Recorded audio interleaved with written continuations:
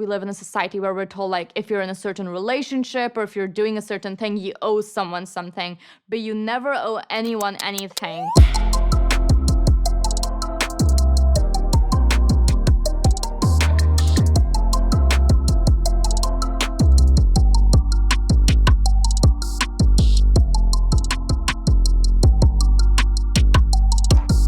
In our conversation, we are going to be using gendered language, like girls, but this conversation is for everyone who identifies as a girl, including trans girls and non-binary people. I want to start off our conversation talking about consent. It's a very heavy, loaded question. Yes means yes, no means no.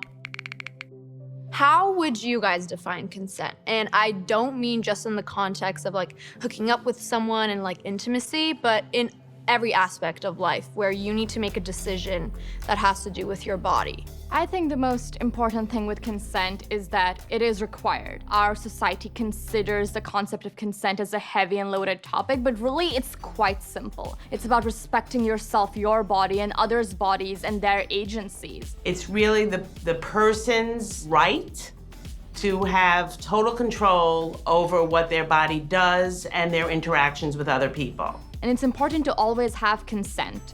It doesn't matter if you've been in a long-term relationship. It doesn't matter if you gave consent to the same person prior. It's important that consent is given again and again. And you have the agency to take back that consent if you decide that, oh, I'm actually not really okay with this. And that's okay, consent is reversible.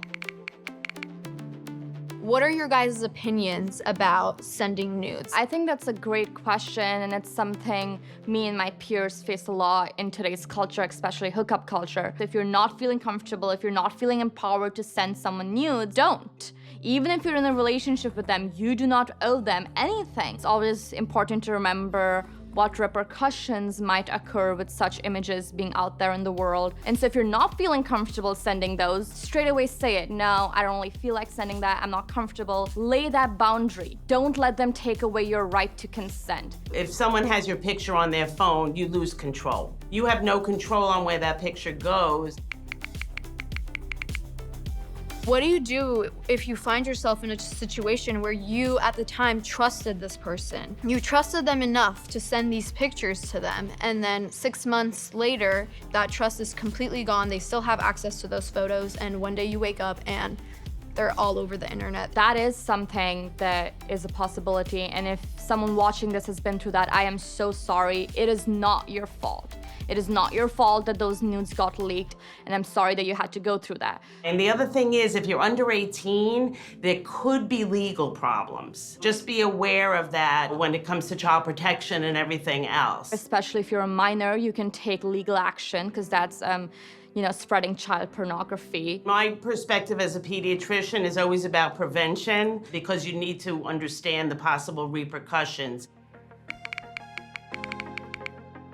Okay, so here's a tough one. What if the conversation between you and your partner, you both agree, like, we're gonna get tested, you're past that, like, awkward stage. The thing keeping you from getting tested is, will my parents find out? Will my doctor tell my parents if I test positive? Especially if your parents don't know that you're sexually active, if you're under the age of 18. How can you make sure that your information stays private and your parents won't find out, or whatever the case might be? That's a great question, Hailey. I get that all the time. Most of the states in the United States actually allow people under 18 to get tested for sexually transmitted infections confidentially. Organizations like Planned Parenthood really respects the confidentiality and the rights of the youth, and they have a lot of funding programs, so sometimes you don't have to pay at all. So I would really stress that as a resource. There are definitely ways to get free testing, whether it's your health department, your college health service, your school health clinic if you have one,